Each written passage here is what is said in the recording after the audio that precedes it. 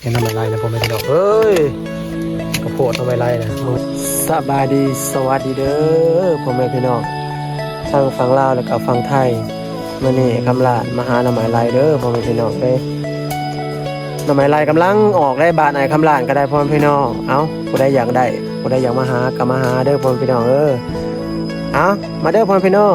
หน่อไม้ไรก็พอดีกำลังงามเลยพ่อพี่น้องเลยพักเลย นี่นะหน่อไม้ไรก็ได้พอดีปิดตะตกพอดีปิดตะแกงครับผมพี่น้องเลยหน่อไม้ไร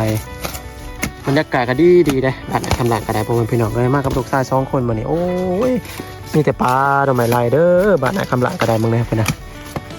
พ่อพี่น้องเลยหน่อไม้ไรกำลังเกิดเด้อพ่อพี่น้องกำลังงามเลยหน่อไม้ไรก็ได้ซับมึงมากับลูกชาย2 คนมานี่พ่อพี่น้องเลยในหน่อไม้ไรก็ได้ในกระตาก็ได้ตายเติมแล้วพ่อพี่น้องเด็กมาแกงมาตกกระลังนี่ผู้ที่เป็นตะแสบได้พ่อพี่น้องหน่อไม้ก็ได้เอาผู้ใดอยากมาหาเอามาสวยคำลาเด้อพ่อพี่น้องเลยอยากมาหาหน่อไม้ไรก็ได้บ้านในคำลาหลายได้หน่อไม้ไรนะพ่อพี่น้องเห็นหน่อไม้ไรนะพ่อพี่น้องเอ้ยกระโพดหน่อไม้ไรนะมึงแน่น่ะคุณน่ะ